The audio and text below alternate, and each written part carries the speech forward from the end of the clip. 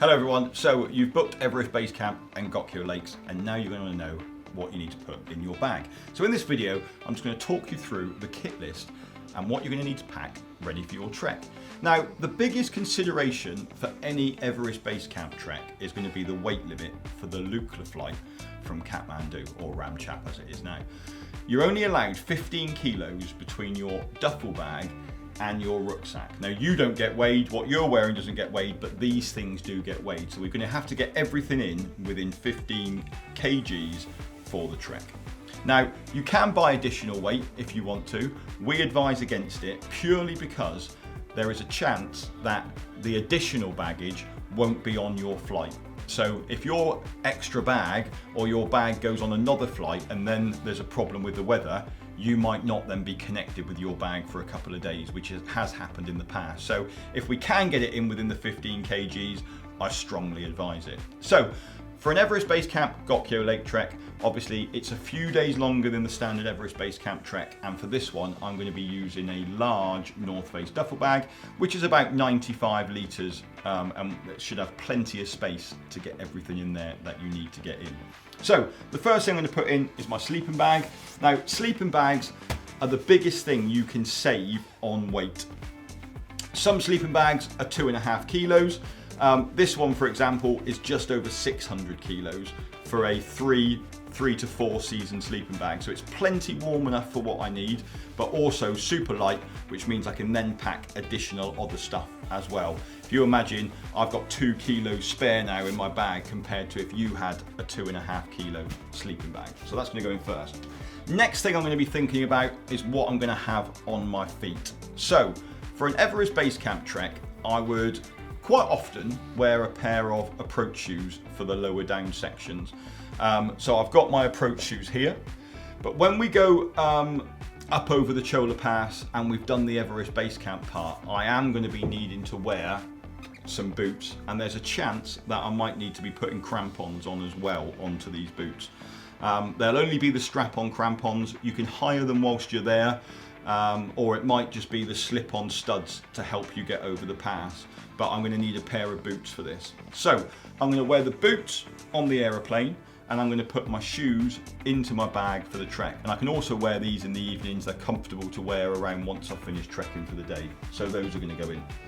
Again, you don't get weighed on the trek, so you're going to want to make sure you are wearing all of your heavy stuff. So your heavy synthetic or down jacket, you're going to wear it on the flight. You're not going to pack it into your bag to go onto the aeroplane. You're going to wear it yourself. So again, I've got my synthetic jacket here, but I'm going to wear that one, so I'm not going to pack it into the bag.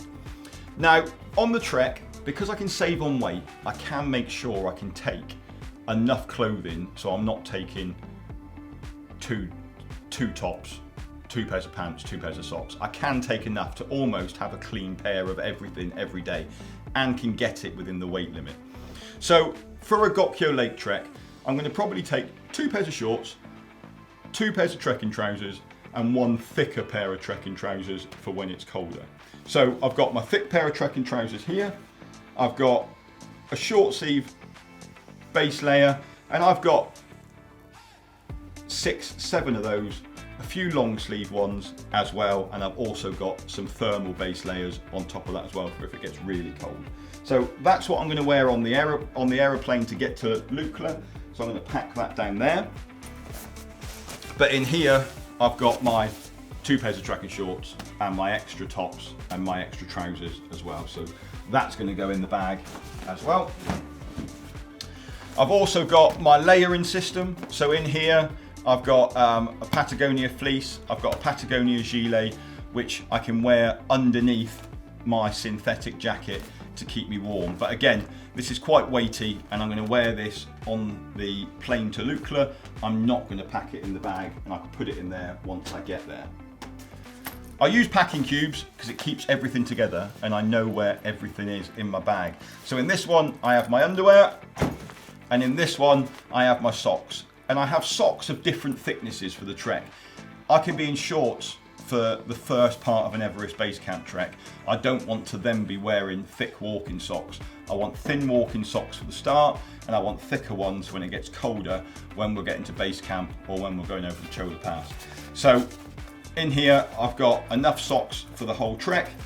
And again, this is one luxury that I like to take with me, to have a clean pair of socks every day if I can. Then I come on to my waterproofs. In here, I've got my waterproof jacket and I've got my waterproof trousers. The important thing here is that my waterproof can go over the top of all of my layering systems. That's the last thing I want to get on. So I can get, it's big enough to go over the top, and that's going to go in there as well. I've got my hat. I need my hat for keeping the sun off my eyes. I'll use this for the whole lower sections. And I just love wearing a hat as well. So I'm not going to put that in the bag. I'm going to wear that on the plane. The more things I can wear on me, the better. I've then got, in this bag, I've got all my warm stuff. So I've got my warm hat, I've got my thin gloves, I've got my thick gloves, and I've got my base layer trousers and base layer top as well in there. Also, I've got a couple of buffs. These are super important for an Everest base camp trek. It gets so dusty on an Everest base camp trek, and so many people get what they call the kumbu cough because of the dust, all the yaks kicking it up as they're walking past you. So I'd advise to take a couple of buffs because they do get quite dusty and sweaty on the trek. Also keeps the sun off your neck as you're hiking up as well. So they'll all go in. One luxury that I like to take when I'm on Everest Base Camp is my X-Bed down booties. These are great for in the tea house in the evening. You can't wear your boots and your shoes around the tea house, so it's kind of, these are like putting your slippers on. They've got a nice hard sole on them, so you can wander around, keep your feet nice and warm in the tea house. So they're my little luxury that I like to take with me when I'm on a trek. I also take my inflatable pillow. You do get a pillow in the tea house, sometimes not the most comfortable, and it's just, again, a nice little luxury to take with you to have a good night's sleep. It's an inflatable one, it doesn't take long to blow up.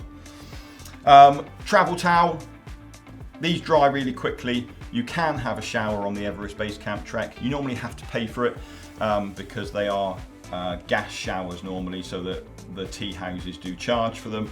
But you know, if you're one of those people that do like to have a shower every day or every other day, you generally can have one. There's only a few tea houses. When you get higher up, that's not a possibility. So, you know, take a towel. They dry super quick. Better than like your socks would dry. You know, it's very difficult to dry some things when you're on the Everest Base Camp trek. So don't take 2 pairs of socks thinking you're going to dry them.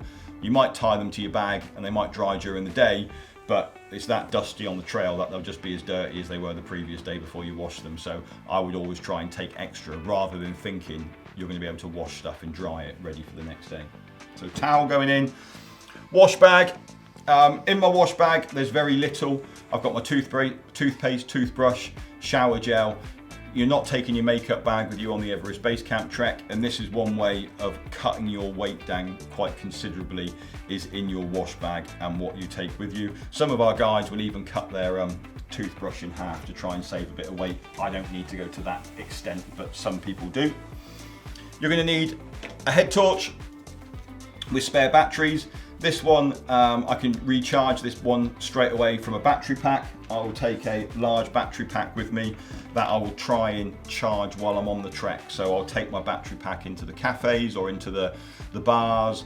And if you're in Namche and you go into the cafe and you have a coffee, they'll allow you to plug your items in and recharge them. So I'll always try and recharge my battery pack and keep that one topped up. And it means then that I don't need to take spare batteries with me. I can just recharge this one. But on the Everest Base Camp trek, you're not walking overnight, so this is only for in and around the tea houses in the evening, or if you're having a wander around Namche, this is the only time you really need this. So, you know, it's not like you need loads of spare batteries for that one. First aid kit, obviously super important. Your guides will carry a first aid kit with them, but it's important that you've got enough to deal with any issues that you have. So, you know, paracetamol, ibuprofen, blister plasters, those sorts of things. Any personal medication that you need, make sure you've packed it into your first aid kit. Obviously, this should stay with you in your day pack, not, you know, in your duffel bag, because you need access to this one all the time. I always carry, this is just a little X-Bed stowaway duffel bag. These are really handy. I use this as my dirty washing bag.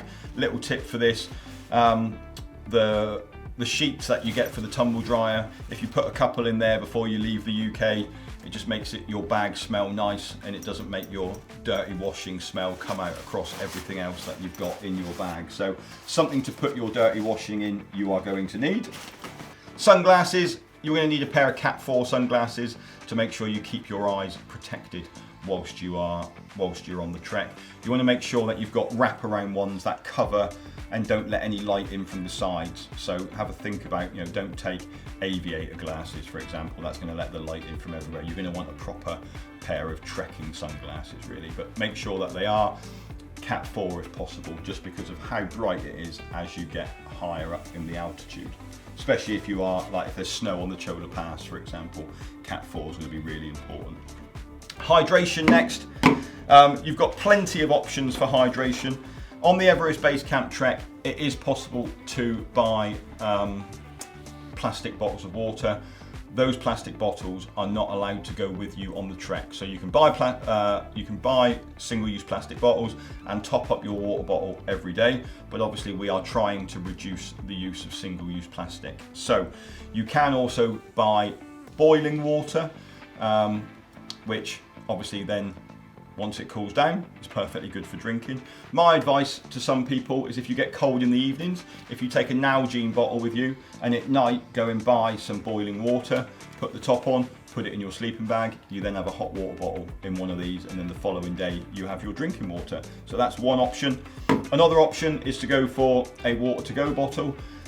These are really good. You can fill these up from a puddle, you can fill these up from a stream, you can fill these up from the toilets in the tea houses, and then with the filter inside it, it will be purified for you, ready to go. Obviously this is the cheapest thing you can do. Bottled water gets more expensive as you go on the trek. So as you get higher up, somebody's had to carry those bottles of water to the same point that you are. So everything gets more expensive as you go on the trail. So if you want to save some money, then a water to go bottle is a really handy thing to have. And it also means you only have to carry one bottle with you every day, because as you run out, you just fill it up again from wherever you are. So that's super handy. Some people like to take these and put them in their rucksack. I personally don't like these. You can never really see how much water you have drank. I find it far easier to have this in the side pocket of my rucksack and then take it out, drink it, and you can kind of keep an eye on how much water you've drank. This is quite a small version. This is only the 50 cl one. They do a 75 cl one as well, and that's the one that I generally take when I'm on a trek. So that's what I'll take, not those ones. Then we're going to need our day pack. So here I have a bag that I put into my day pack to keep everything dry that's in there. It does come with a rain cover on the bottom. I don't really like those because when it's raining you put it over the front, but water still gets down the back, and then your rucksack will still get wet, and anything in there will. You can get away with a 25 litre rucksack if you want to. I go for a slightly bigger one. This is a 35 to 45 litre. I have to carry a few extra things when we're on the trail compared to some of you guys, bigger first aid kits, etc. But I don't like to be stuffing my bag full of stuff. I like to be able to get in there and find what I need, and sometimes just having a slightly bigger bag. Same with the duffel bag. You could probably squeeze this into a medium North Face one, but in terms of actually getting in and finding stuff, then I would go for the large one, just to give you that little bit more space, really. So that's the day pack. Like I said, things like my battery pack, I'm going to put that in my jacket pocket when I'm on the flight. Again, they don't weigh you, so the more stuff like your camera, your battery packs, have your camera around your neck when you go on the flight, just saves on a little bit of weight. So we've got to get this down to below 15 kilos. That's everything that I would need for an Everest Base Camp Gokyo Lake trek in there. And I have got a set of scales somewhere to see what this comes in at.